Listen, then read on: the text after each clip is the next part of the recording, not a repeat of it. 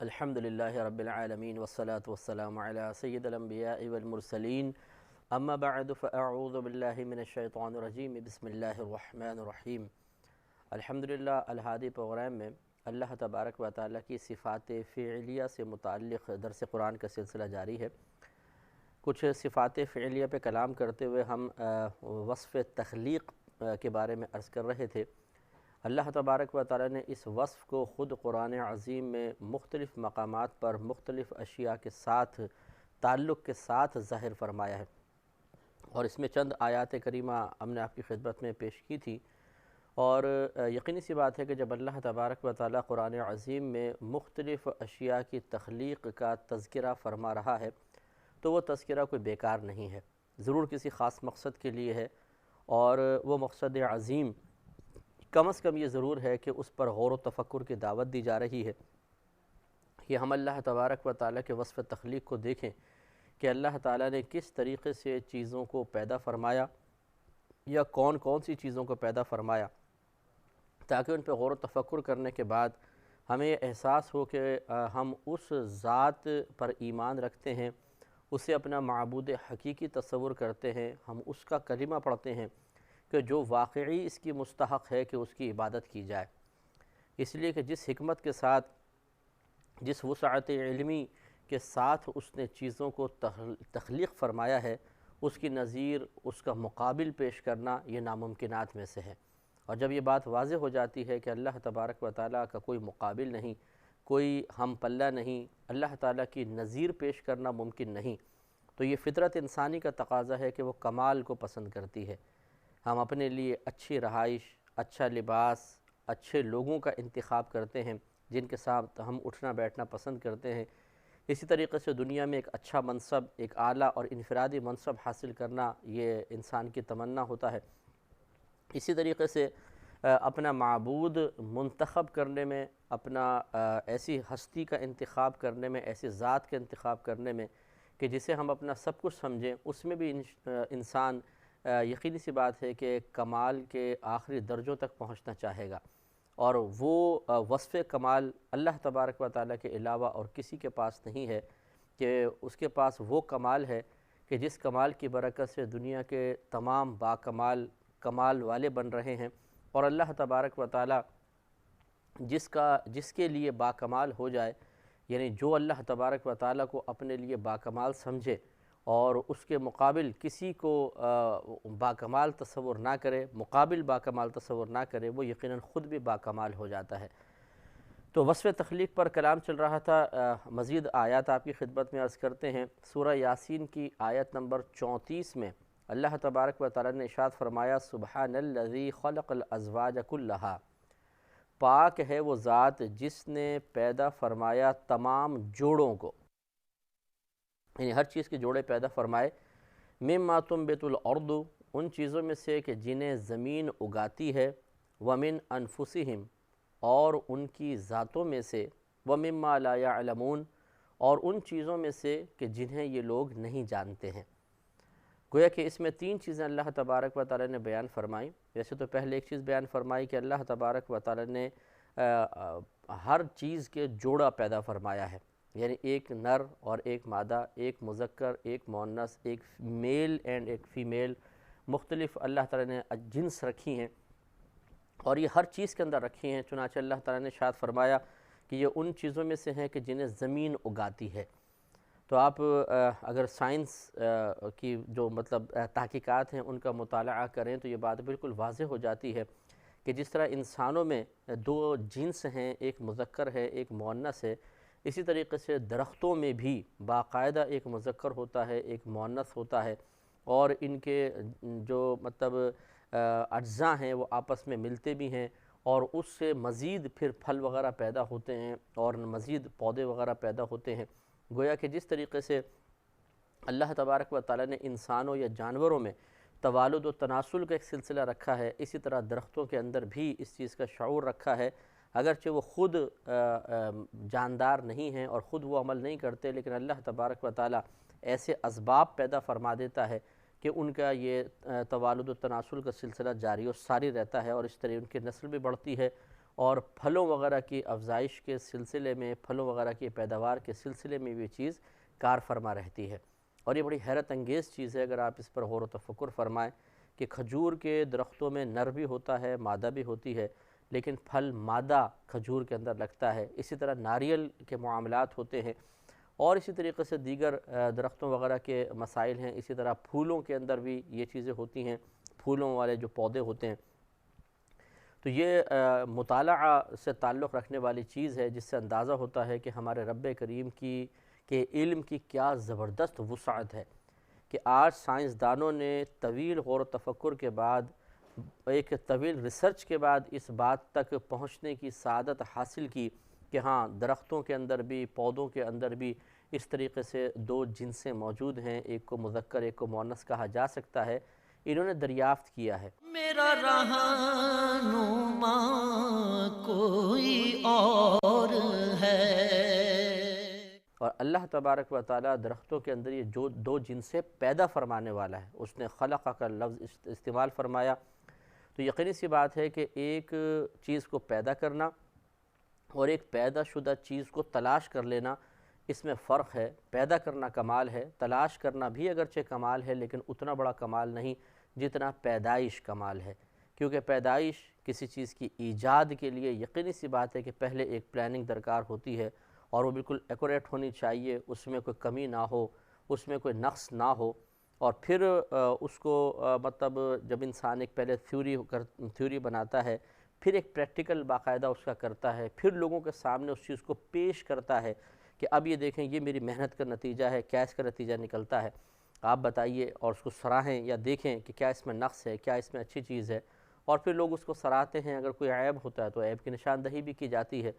تو اللہ تبارک و تعالیٰ کے لیے یقینی سی بات ہے کہ ہماری مثل ایسا نہیں ہے کہ پہلے وہ کافی عرصے تک ریسرچ کرتا رہے، اس کے بعد پھر ایک چیز کے سلسلے میں فائنل کوئی فیصلہ کرے، اور پھر اس کو معرض وجود میں لانے کے بعد پھر لوگوں کے سامنے پیش کرے، اور پھر ان کی کمنٹس کا انتظار کرے کہ دیکھیں یہ کیا کہتے ہیں، صحیح کہتے ہیں، غلط کہتے ہیں، اس میں اگر کوئی نقص نکلتا ہے تو اس کو آہستہ آہستہ ختم کر کے اس چیز کو درجہ کمال تک لے کر آیا جائے۔ یہ ہمارے لیے یہ معاملات ہوتے ہیں۔ اللہ تبارک و تعالیٰ کے لیے جیسے کہ بارہا آپ نے پہلے بھی سماعت فرمایا کہ کسی چیز کی ایجاد اللہ کے لیے کوئی مسئلہ نہیں ہے، اس کی علمی وسعت اتنی زبردست ہے کہ جب وہ کسی چیز کو پیدا کرنے کا ارادہ فرما لے، کسی چیز کو عدم سے وجود میں لانے کا ارادہ فرما لے، تو اس کے لیے لمحہ، مطلب صحیح بات یہ ہے کہ ہم وقت کا کوئی تعین کر ہی نہیں سکتے، یہ بھی نہیں کہہ سکتے کہ سیکنڈ کے کروڑویں حصے میں اللہ تعالیٰ ایسا کر دیتا ہے، اس لیے کہ یہ اندازہ اس وقت کیا جائے کہ جب کوئی معاملہ ہمارے سامنے ہو، جب اللہ تبارک و تعالیٰ کے کسی فعل کے سلسلے میں ہم نے کوئی ایسا آلہ ایجاد کر لیا ہو جو اس فعل کی مقدار بتائے کہ کس وقت اللہ کا ارادہ تھا اور کس وقت وہ ارادہ پایا تکمیل تک پہنچا، اور کب وہ چیز عدم سے وجود میں اور دنیا میں معرض وجود میں آ گئی، تو ہم اس آلے کے ذریعے پھر ٹائم نوٹ کر سکتے ہیں کہ جی ایک سیکنڈ کا اتنا حصہ۔ لیکن یہ چیزیں ہم پر مخفی ہیں، ہم چیز کو جانتے ہیں جب وہ بالکل کامل طریقے سے ہمارے سامنے آ چکی ہوتی ہے، اس سے پہلے کا جتنا ٹائم پیریڈ ہے وہ ہماری نگاہوں کے سامنے نہیں آتا ہے۔ لہٰذا اللہ تبارک و تعالیٰ کے لیے کوئی دشوار نہیں، وہ لمحے بھر میں، جو ہم اپنے لیے سمجھانے کے لیے کہتے ہیں کہ لمحے بھر میں چیزوں کو پیدا فرما دیتا ہے، اور اتنی کامل چیزیں ہوتی ہیں کہ ان میں نقص کی کوئی گنجائش نہیں ہے۔ اگر آپ ملاحظہ فرمانا چاہیں، آپ صرف ایک پودا ہی لے لیں اور اس کا ایک پتہ لے لیں، سائنسدانوں نے پتے تک کاٹ کر دیکھا ہے کہ اس کے اندر کیا کاریگری ہے، اور عقل حیران رہ جاتی ہے کہ اس پتے کے اندر ایک ایک رگ کے اندر اتنا زبردست کام کیا گیا ہے، اور ایسی اس میں رگیں رکھی گئی ہیں، شریانیں رکھی گئی ہیں جن سے پانی اندر پہنچتا ہے، پھر وہ مختلف دوسری چیزوں میں تبدیل ہوتا ہے جس کی ایک پتا ریکوائرمنٹ کر رہا ہوتا ہے، اور پھر وہ پورا پروسیس ایک پتی کے اندر چل رہا ہوتا ہے، گویا کہ ایک پتی نہیں، پورا ایک کارخانہ ہے، اور جس کے پیچھے بلا تمثیل مطلب اللہ تبارک و تعالیٰ کے لیے ہم ذہن کا لفظ استعمال نہیں کریں گے، اگر عام لوگوں کے معاملہ ہوتا کہ کوئی انسان اس کو ایجاد کرتا تو ہم یہ کہہ سکتے تھے کہ اس کے پیچھے ایک بہت بڑا دماغ کام کر رہا ہے، یا بہت سارے دماغ کام کر رہے ہیں جنہوں نے اس طرح کا پتہ ایجاد کیا۔ تو خلاصہ کلام یہ ہے کہ اللہ تبارک و تعالیٰ بڑے کمال والا ہے، بڑے فضل والا ہے، اس نے جو یہ آیتیں بیان فرمائیں یہ ہمارے غور و تفکر کے لیے ہیں، سوچ بچار کے لیے ہیں کہ ہم ان کے اوپر غور کریں، ان کے بارے میں سوچیں اور پھر ایسے نتائج مرتب کریں کہ جس سے ہماری قلبی، ہماری ذہنی نورانیت میں اضافہ ہو، اللہ تبارک و تعالیٰ کے عشق و محبت میں اضافہ ہو، اللہ تبارک و تعالیٰ کے کمال کا اعتراف مزید بڑھتا چلا جائے اور ہمارا دل اس بات کا اعتراف کرنے پر مجبور ہو کہ ہاں اس کائنات میں ایک ہی ذات ایسی ہے کہ جو ذات یقیناً اپنا سب کچھ بنانے کے لیے کافی ہے، اور اس ذات کی طرف ہی قلبی میلان، ذہنی میلان ہونا چاہیے۔ کوئی اور اس قابل نہیں ہے کہ جس کی طرف ہم اپنے قلب و ذہن کو اس کے معبود ہونے کے اعتبار سے، اس کے باکمال ہونے کے اعتبار سے ہم ذہن اور قلب کو اس طرف مائل کریں۔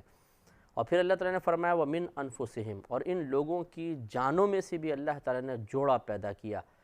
تو دیکھیے بچے پیدا ہوتے ہیں، مذکر بھی ہوتے ہیں، مؤنث بھی ہوتے ہیں، کسی کے ہاں لڑکے ہیں، کسی کے ہاں لڑکیاں ہیں، کسی کے ہاں دونوں ہیں،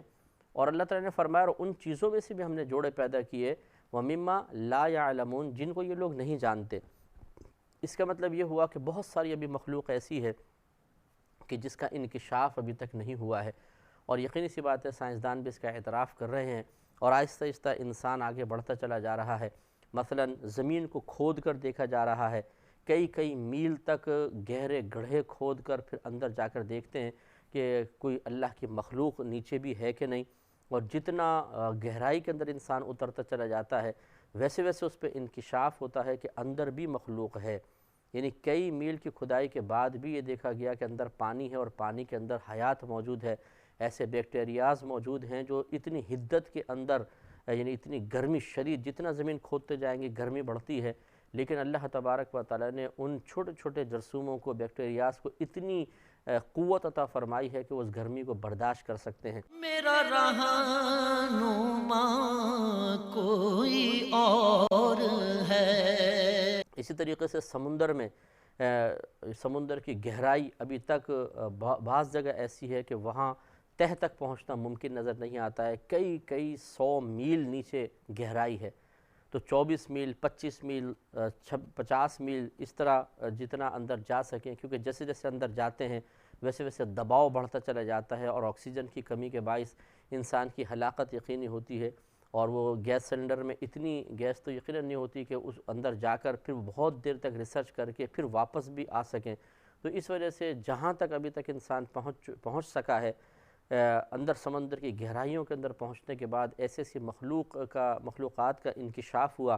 کہ جس کو انسانی آنکھ نے پہلے کبھی بھی نہیں دیکھا، اور حیرت انگیز مخلوقات۔ اگر آپ نے ڈاکومنٹریز دیکھی ہوں تو یقیناً جو دیکھتے رہتے ہیں وہ اس بات کو آسانی سمجھ سکتے ہیں۔ تو معلوم یہ ہوا کہ اللہ تبارک و تعالیٰ نے قرآن عظیم میں واضح طور پہ فرمایا کہ بہت ساری چیزیں ایسی بھی ہیں جن کے اللہ تبارک و تعالیٰ نے جوڑے پیدا کیے ہیں، ان میں مذکر ہیں، مؤنث ہیں، لیکن ابھی تک انسان ان کو نہیں جانتا۔ سائنس اس پر بھی تحقیق کر رہی ہے، سائنسدانوں کی عقلیں محو حیرت ہیں کہ وہ جب خلا میں پہنچیں اور مختلف سیاروں پر پہنچنے کا یا وہاں کی معلومات حاصل کرنے کا کسی طریقے سے موقع ملا، تو یہ انکشاف ہوا کہ ان سیاروں پر بھی زندگی کے آثار ہیں، وہاں پر بھی مخلوقات ہیں اور عجیب الخلقت قسم کی مخلوقات ہیں، اور وہ کس طریقے سے مخلوق وہاں پر پہنچی اس پر بھی تحقیق کی جا رہی ہے، کیا وہاں پر پانی ہے یا نہیں ہے۔ غرض کے خلاصے کلام یہ ہے کہ واقعی جو اللہ تعالیٰ نے فرمایا کہ ہم نے ان چیزوں میں بھی جوڑے پیدا کیے جنہیں وہ نہیں جانتے ہیں، یعنی ہم انسان ابھی نہیں جانتے ہیں، تو یہ آہستہ آہستہ معلومات حاصل ہو رہی ہیں، اور جیسے جیسے ہم کائنات کی وسعتوں میں، زمین کی گہرائیوں میں، سمندر کی گہرائیوں میں پہنچتے چلے جائیں گے، ویسے ویسے انکشاف ہوگا کہ اللہ تبارک و تعالیٰ کا علم بہت وسیع ہے، اس کی قدرت بہت عظیم ہے، اور وہ ذات یقیناً ایسی ذات ہے کہ اس ذات سے ہی وابستگی ہونی چاہیے، اس ذات کا ہی حکم ماننا چاہیے، اس ذات کو ہی سب سے باکمال سمجھتے ہوئے اس کے باکمال فیصلوں کو قبول کرنا چاہیے۔ کیونکہ دیکھیے جب اس بات کا ہم اعتراف یقیناً زبان و قلب سے اور ذہن سے بھی کریں گے کہ اللہ تبارک و تعالیٰ ہی تمام چیزوں کا خالق ہے،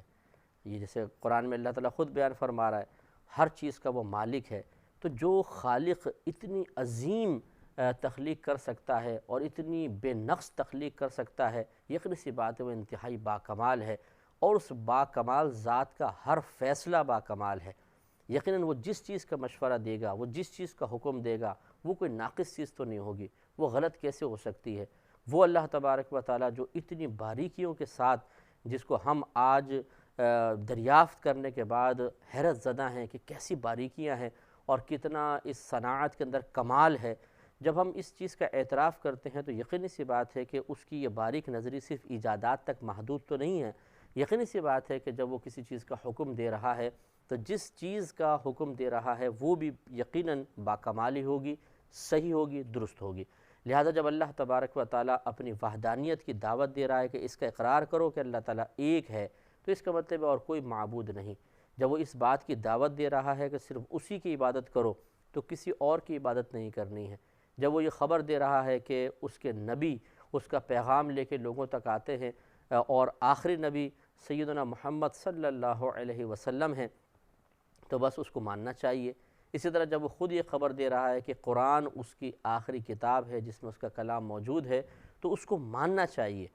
کہ جب ہم یہ اس بات کا اعتراف کر لیتے ہیں کہ وہ رب کریم اس پوری کائنات کو پیدا کرنے والا ہے، اور انتہائی باریک بینی کے ساتھ جب ہم نے مشاہدہ کیا تو اس بات کا نتیجہ نکالا کہ یقیناً وہ ذات کوئی غلط فیصلہ نہیں کرتی ہے، یقیناً وہ ذات بڑی حکمت والی ہے۔ تو جب حکمتیں ایجادات کے اندر نظر آ رہی ہیں تو یقینی سی بات ہے کہ جس چیز کا وہ حکم دے رہا ہے وہ بھی حکمت سے خالی نہیں ہوگا، اور ایک سمجھدار انسان اس قسم کے اشارے بخوبی سمجھ سکتا ہے، جبکہ یہاں اشارے نہیں صراحت ہے، واضح طور پہ اللہ تعالیٰ نے بیان فرمایا، بس بات سمجھنے کی ہے۔ سورہ نجم آیت نمبر 45 میں اللہ تبارک و تعالیٰ نے مزید ارشاد فرمایا کہ وَأَنَّهُ خَلَقَ الزَّوْجَيْنِ الذَّكَرَ وَالْأُنثَى،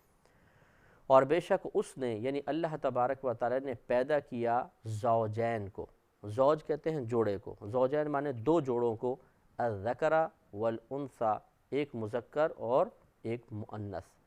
تو جیسے ابھی ہماری گفتگو چل رہی تھی کہ اللہ تبارک و تعالیٰ نے ہر چیز میں جوڑا پیدا کیا ہے، انسانوں میں آپ دیکھ لیں، اس طرح جانوروں میں دیکھ لیجئے، اسی طریقے سے چرندوں پرندوں درندوں کے اندر، مچھلیوں کے اندر، جنات کے اندر، اسی طریقے سے ہر چیز کے اندر یعنی نباتات وغیرہ کے اندر بھی اللہ تبارک و تعالیٰ نے جوڑے پیدا فرمائے ہیں۔ اور اس کا بڑا کمال ہے کہ اگر آپ جوڑوں پہ غور و تفکر فرمائیں کہ مرد کی تخلیق کیسے ہے، عورت کی تخلیق کیسے ہے، مرد کی بناوٹ دیکھ لیجئے، عورت کی بناوٹ دیکھ لیجئے، پھر اس بناوٹ کے اندر دونوں کے کس قدر مقاصد اور کس قدر فائدے پوشیدہ ہیں، انسانی عقل حیران رہ جاتی ہے کہ اگر مرد کو پیدا کیا اور خاص کاموں کے لیے پیدا کیا تو اب غور و تفکر فرمائیں کہ یقینی سی بات ہے کہ پیچھے ایک پلاننگ چل رہی ہے، کہ ایک جسم کی ساخت کیسی بنائی گئی، مرد کو مضبوط بنایا گیا، طاقتور بنایا گیا، اس کے اعضاء کو ذرا سخت رکھا گیا، اس کی ہڈیوں کو سخت رکھا گیا، اس لیے کہ کام اس سے بہت زیادہ سخت لینے تھے، بڑے کام لینے تھے۔ عورت کو نرم و نازک بنایا، اس کی ہڈیوں کو بڑا نرم بنایا، اس لیے کہ اس کو زیادہ سخت کام نہیں کرنا، اس کو گھر میں رہ کر کام کرنا تھا۔